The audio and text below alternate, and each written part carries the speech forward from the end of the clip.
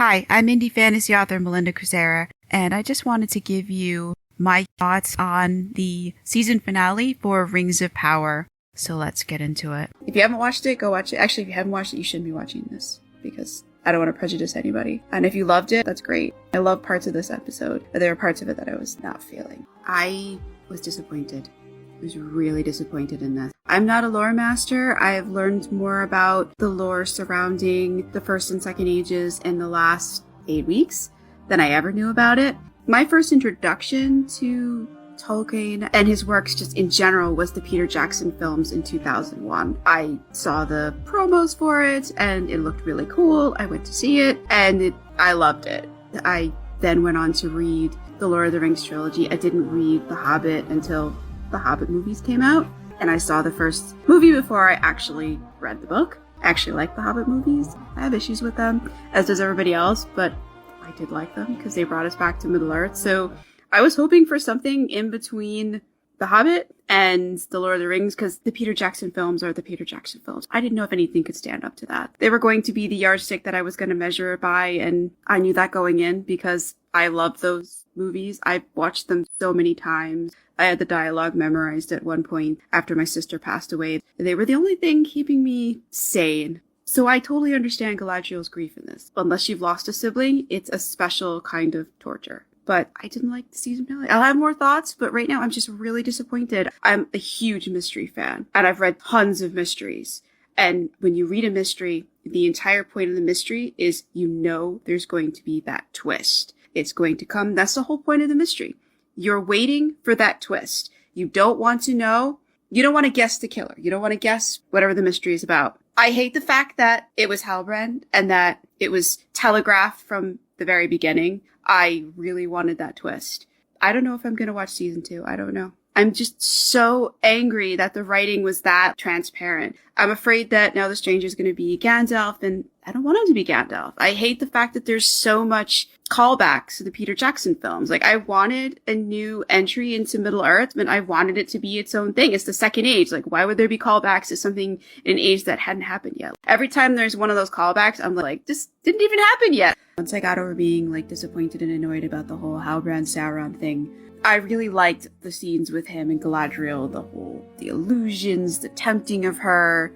That I liked. And that was the one callback that felt like it belonged there, was when he was talking about her becoming his Dark Queen. That was spot on.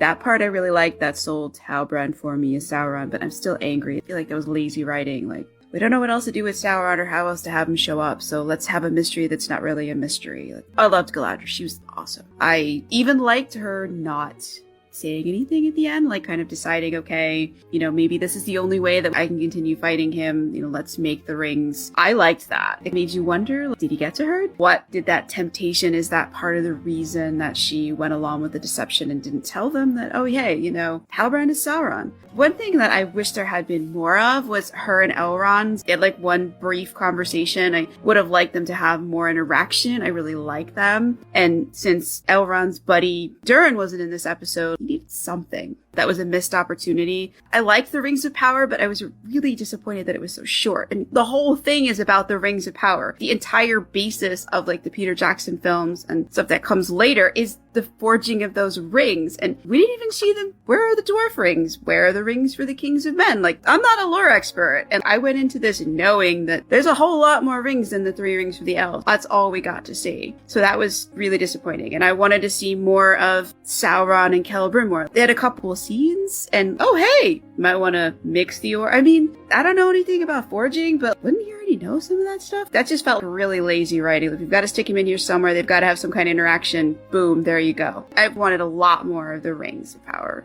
the making that whole thing. How is Sauron going to get the rings, and how are they going to get distributed, and how are we going to get the ring rates? Questions.